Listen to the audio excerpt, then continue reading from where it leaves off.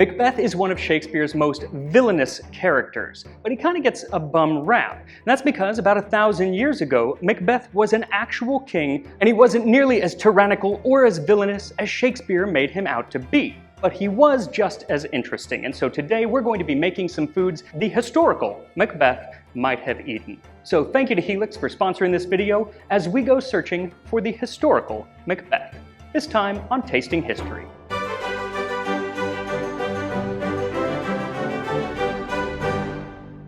So as you can see, I am not in my normal kitchen. Rather, I am in the kitchens of Scone Palace, here in Perthshire, Scotland. And the reason that I'm doing this here is because as a huge fan of the Shakespeare play, I wanted to see the spot where Macbeth was proclaimed king, which was not in this kitchen, but like 50 or 60 yards that way, out by the Stone of Destiny on Moot Hill. So in one of my favorite scenes in the play, Macbeth throws a banquet, and during the banquet, he hallucinates and sees the ghost of his dead friend Banquo, who he had just had murdered. And I actually got to play Banquo in a version of Macbeth when I was in like 7th grade, and it was awesome, but I do have to say I should have gotten Macbeth, and I didn't, and I'm still a little sour about it. But even so, it did get me thinking, what would the historical Macbeth have eaten at that banquet? And it turns out it's really hard to tell because there wasn't a lot written about it, and even the archaeology is kind of spotty. We do know some of the more common foods that were eaten, like hazelnuts, which are found at pretty much every archaeological site, and turnips, onions, crab apples, parsnips, and berries. Then they had an abundance of kale, K-A-I-L, and at that time it referred to any leafy green, but especially cabbage. And there was of course plenty of seafood and meat, especially if you were the king. Macbeth would have had salmon and seal and game meat like wild boar, venison, or grouse. And plenty of farmed animals like pigs and sheep and goats, though most popular, especially among the wealthy, would have been cattle, because they were also seen as a source of wealth and were even used as currency. And I would have made one of those dishes, but the thing is, I am a guest here at Scone Palace, and so I did not want to take up their kitchen for 8 hours while I boiled a calf's head. So I have spent the last few weeks looking for easier and shorter to make recipes. One is a salted and smoked fish that was likely brought over with the Viking raids of the 8th and 9th centuries. And the modern version is relatively unchanged. They're often called Arbroath Smokies, named after the city where they're made. And those are haddock, which have been salted and then dried on the coast overnight, after which they are smoked in a barrel. Then there is the famous Scottish bannock, of which there are many, many varieties today, but one of the oldest would be basically a pancake made from either oats or barley, the most common grains grown in Scotland at the time. Now, it's very likely that Macbeth would have eaten these at some time, though perhaps not at the banquet, we don't know. But as the banquet is completely fictional, I think we're in the clear. In fact, a lot of what Shakespeare does to Macbeth in his play is complete fiction. He never met 3 witches out on a heath, he was never Thane of Glamis or Cawdor, nor did he murder the old King Duncan in his bed. Though I'm sure that sleeping on a mattress in the 11th century would be murder on your back, which is why I'm sure glad that I got a fantastic mattress from our sponsor, Helix. Absolutely right, Max. I may like medieval food, but medieval mattresses? I mean, it's tasting history, not sleeping history. And so a few months ago, I ordered a mattress from Helix, which was delivered to my door. That's a lot of mattress for not a lot of box. And it only took about 15 minutes to set up, and I was sleeping on it that very night. And since people sleep in a variety of ways, Helix has a variety of mattresses. And with their online sleep quiz, they'll match you to your ideal mattress. Helix set me up with their Midnight mattress with medium firmness. And to combat my propensity for the night sweats, I made sure to get the Glaciotex cooling cover. It's nice and cool like the other side of the pillow, but all night long. And Helix will give you a 100-night trial and a 10-year warranty. They also have flexible payment plans, and delivery in the US is free. So if you're looking for a new bed, check out Helix. Just visit the link in the description or go to helixsleep.com/tastinghistory for up to $200 off of your Helix mattress, plus 2 free pillows. And now I bid you good night. Out, brief candle. So this version of bannocks is rather different from most modern versions because usually today they are leavened and so they're more bread-like. This is unleavened, so it's going to be nice and flat. Also, they would often let them dry so that they could last longer, like a Scottish version of hardtack. You'll want to add about 1 1/4 cups or 300 milliliters of whole milk to a pan, along with 2 tablespoons or 30 grams of butter and just a pinch of salt. Set it over a low heat and bring it to a light boil, and then add in some oatmeal that has been ground pretty much into a flour. Stir it for a couple minutes, letting it cook, and add in just enough oatmeal so that it becomes a pliable dough. Then turn it out onto a floured surface and roll it into a large circle, then take your pan and toss the bannock in to cook. And if you don't want to work with something so large and cumbersome, you can cut the bannocks into smaller rounds. So now while you make your bannocks, you'll want to make your smokies. And I had planned on making them myself, but it turns out that someone who works here at the palace is a huge fan of smokies, as well as a chef who worked in a Michelin star restaurant, so I'm going to let him tell me how he cooks his. This is Fraser Bell here at Scone Palace, where he is the head of catering, and he loves smokies. Love smokies, yeah. So what are we going to do? So we're going to warm the smokies up in milk, finish it off with butter and cracked black pepper.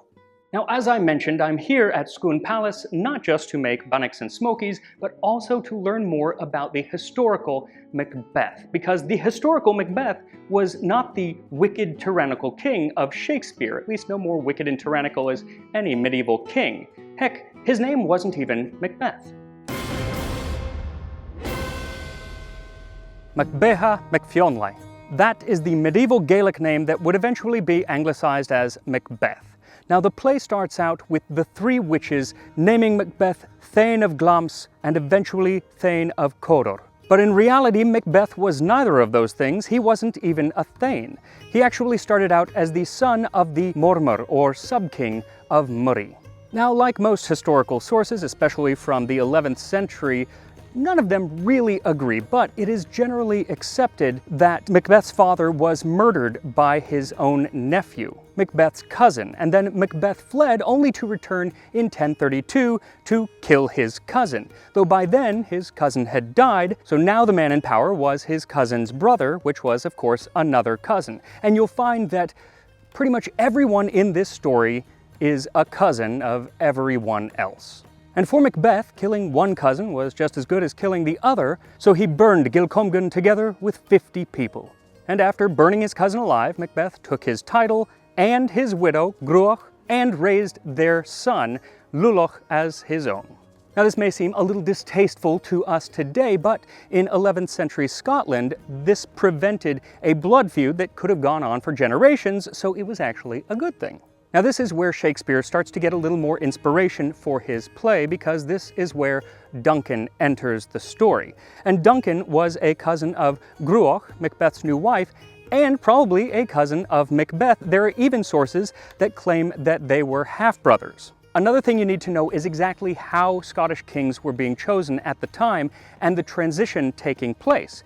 And to explain that, I've invited my friend Bruce Fumi from Scotland History Tours to explain here on Moot Hill where those kings were enthroned. That's right, because this here in the Stone of Destiny is where Scottish kings were made. But the thing is that everyone looks at Macbeth through the prism of Shakespeare, right? Which is fundamentally flawed, because it assumes a much later method of kingship, primogeniture, where the eldest son is the next king, and there's an order and a sequence to who's next in line to the throne, and that just didn't exist at the time of Macbeth. What happened was the king would be chosen from the wider royal family, and it would have been the Mormors, the great men, and the priests, or the high people from the church. They would choose the next king in advance. The good thing about Tanistry was that the next king you knew was going to be an adult who was respected by the community and had political influence, etc., etc. You weren't going to have a child monarch that you get with primogeniture. The downside is that the Tanist knew that they were probably going to be the next king, and they tended to hurry on the process just a little bit much. Now, both Macbeth and Duncan had some claim to the throne, and there was debate, and still is debate, about which claim was stronger. But in 11th century Scotland, a claim only got you so far. What really mattered was that you had the support of the other nobles. And when Malcolm II died in 1043, they did seem to accept his chosen heir, Duncan, as king. Though unlike Shakespeare's old wise king, the real Duncan was young, impatient, and impulsive, which led the medieval prophecy of Birchan naming him the man of many sorrows. These sorrows included attacks by the Northumbrians on his lands and a disastrous retaliatory attack on Durham itself. With that disaster behind him, Duncan went looking for yet another disaster when he went north to challenge the Viking Jarl Thorin the Mighty, who ruled over the Orkney Islands to the north of Scotland. And what was their relation? That's right, they were cousins. Well, Thorin defeats Duncan at sea and chases him back to Scotland, where Macbeth is waiting. And Macbeth looks off into the ocean and sees Duncan, this pretty ineffectual king, one cousin, being chased by Thorin the Mighty, who was not ineffectual, and so he had to make a decision. Who was he going to support? And you can guess which one he chose. So on August 15th, 1040, on the Feast of the Assumption of Mary, a battle took place at Torfness, now called Burghead. Duncan flees, Macbeth pursues, and Macbeth cuts down his cousin in battle. So contrary to what Shakespeare wrote, it was no heartless murder of an old man in his bed. But what Shakespeare did get right was what happened right afterward. The fictional character of Macduff says of Macbeth, he is already named and gone to Scone to be invested. And so he did. There would have been a procession up this hill, Moot Hill. There would have been bishops, nobles, Macbeth himself, and most importantly, the Stone of Destiny, also called the Stone of Scone. This was and is a block of sandstone brought here by the first king of a united Scotland, Kenneth MacAlpin. And every king of Scots sat upon this stone to be enthroned until Edward I of England stole it and brought it to Westminster Abbey. Now eventually it was returned, though not until 1996, and now it is kept at Edinburgh Castle. So this one is a replica, but it sits where Macbeth would have actually been made king. Now there's another thing that Shakespeare gets right, and that is that Duncan's sons, Malcolm and Donalbain, flee from Scotland, though unlike in the play, they're not men, but rather young boys who flee off with their mother to safety. And it's a long time before they return, because for the next 14 years, under Macbeth, Scotland enjoys a period of relative peace and prosperity. Macbeth was so sure of the security of his kingdom that he actually went off on a pilgrimage to Rome, which could take the better part of a year. And everything written about him in the years following his reign make him out to be not that bad. He's referred to as Macbeha the Renowned, and the generous king of Fortru. And we even get a description of what he looks like, which is insanely rare for this time period.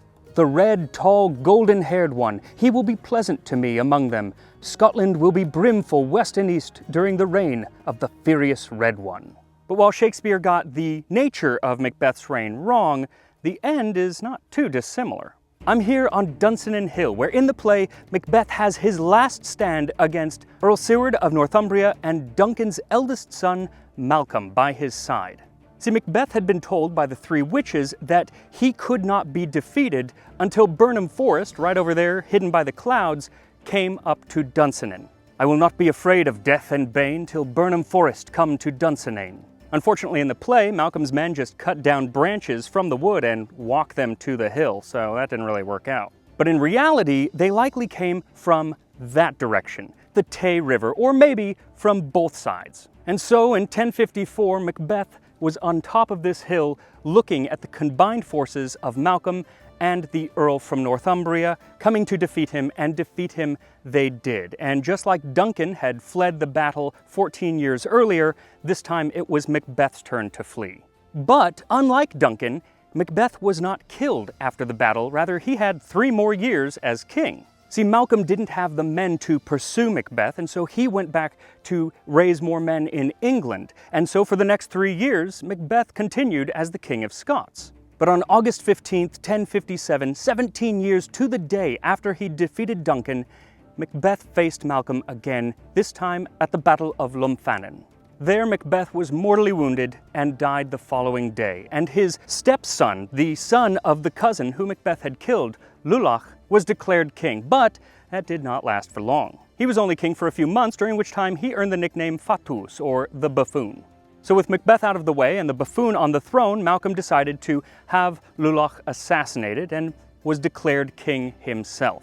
And just like Macbeth and all of the Scottish kings, Malcolm would have sat there on the Stone of Destiny and have been proclaimed king. And I can only imagine that to settle his stomach from the nerves of being proclaimed king, he would have enjoyed some bannocks and smokies, like the ones that we're going to have. And here we are, bannocks and smokies as Macbeth himself might have eaten. So first we're going to try the Arbroath smokies. As an Arbroath smoky should be. That's wonderful. I could eat it every day. It's not fishy at all. Not at all.